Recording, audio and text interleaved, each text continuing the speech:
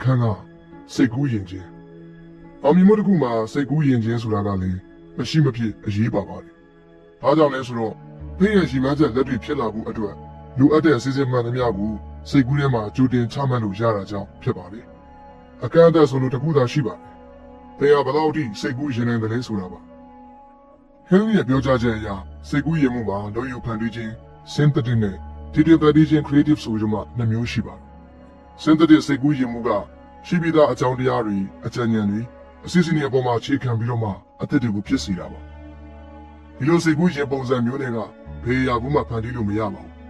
။ဘာကြောင့်လဲဆိုတော့စိတ်ထဲမှာရှိပြီးသားအကြောင်းအရာတွေကိုပဲအခြေခံနေတာကြောင့်ပါ။ဒီချိန်ထဲမှာပဲ creative စိတ်ကူးယဉ်မှုကတော့သင်ရဲ့ဆရာထက်သန်မှုကနေပေါ်လာတဲ့အရာပဲဖြစ်ပါတယ်။သင်ရဲ့ဒီတွင်ဖန်တီးတဲ့အစွမ်းကိုအသုံးချပြီးတော့အကြံဉာဏ်အသစ်တွေကိုဖန်တီးပေးနိုင်ပါတယ်။ဒီလိုစိတ်ကူးယဉ်မှုမျိုးကသင်ရဲ့အသေးစိတ်ကိုလွယ်ဆန္ဒကလှုံ့ဆော်ပြီးမှသာဖြစ်လာနေတာ။အရှင်းဆုံးပြောရမယ်ဆိုရင်သင်ကိုယ်တိုင်သင်ရဲ့အသေးစိတ်ကိုသင်ကြားပေးဖို့လိုပါတယ်။သင်ရဲ့အတွေ့အကြုံဆိုတာကသင်ရဲ့ခံကြမှာနဲ့စိတ်ကူးစိတ်တမ်းတွေကိုဖန်တီးပေးတဲ့နေရာမှာအရေးကြီးဆုံးကဏ္ဍမှာပါဝင်ပါတယ်။ဥပမာပြောရရင်သင်ကကိုကာကိုလာကိုကြိုက်နေတတ်ပြီးတော့ဒီလိုမျိုးအောင်မြင်တဲ့ကမ္ဘာအချို့ကိုသင်ကကြည့်ကြည့်လိုက်။သင်ရဒီလိုအောင်မြင်တဲ့ကမ္ဘာကြီးတွေရဲ့အကြောင်းကိုသိမယ်ဆိုရင်ဒီလိုကမ္ဘာကြီးတွေဆိုတာကလည်းအကြံဉာဏ်သေးသေးလေးတစ်ခုကနေစတင်လာခဲ့တာပဲဆိုတာကိုသင်မှတ်မိပါလား။အကြီးမားဆုံးတွေအားလုံးကအသေးငယ်ဆုံးတွေကနေပဲစတင်ခဲ့တာပါ။သင်တွေးတတ်တာတဲ့သင်ကပို့ပြီးတော့မှရရှိနိုင်ပါတယ်။သင်ရဲ့အတွေ့အကြုံသင်ရဲ့စိတ်ဆန္ဒတွေကိုဖြည့်ဆည်းလိုက်တဲ့အခါမှာသင်ရဲ့ရည်မှန်းချက်တွေဖြစ်လာဖို့ဆိုတာအခွင့်အရေးပိုများလာပါတယ်။ဒါကြောင့်သင်ရဲ့စိတ်ဆွမ်းအားကိုသုံးပြီးတော့ပန်းနိုင်ကိုအရောက်လမ်းမှာပြီးတော့လည်းသင်ရဲ့ဆရာထက်သန်တဲ့အရာနဲ့စတင်ပြီးတော့အလုပ်လုပ်ကြပါ။မှတ်သားရမှာကစိတ်ကူးတွေကိုဂရုစိုက်ပါသတိထားကြည့်နေဘလို့စိတ်ကူးမျိုးကမဆိုအကောင်းဆုံးဖြစ်လာနိုင်ပါလေဒီလိုစိတ်ကူးခြင်းမှုမျိုးနဲ့သင်လိုချင်တဲ့အရာအလုံးပုံဖော်မြင်အောင်ကြည့်ပါသင်ရဲ့ရည်မှန်းချက်ကိုရောက်ရှိဖို့အတွက်သင်ရဲ့စိတ်ကူးပုံဖော်မှုတွေကိုတိုးတက်အောင်ဆောင်ရွက်ရပါမယ်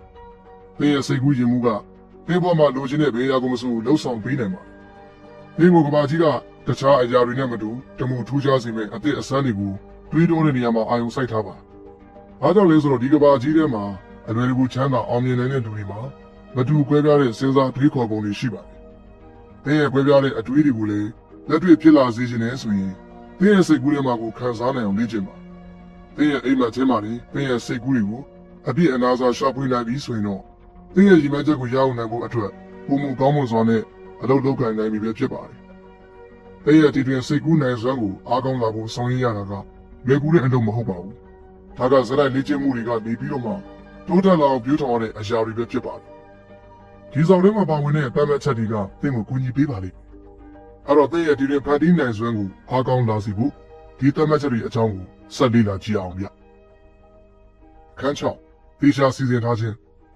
ပထမဆုံးပတ်သက်ရှာဖို့အတွက်သင်ကဘယ်လိုဝန်ဆောင်မှုမျိုးကိုပေးမယ်လို့စီစဉ်ထားပါတယ်။အဲ့ဒီနောက်မှာတော့သင်က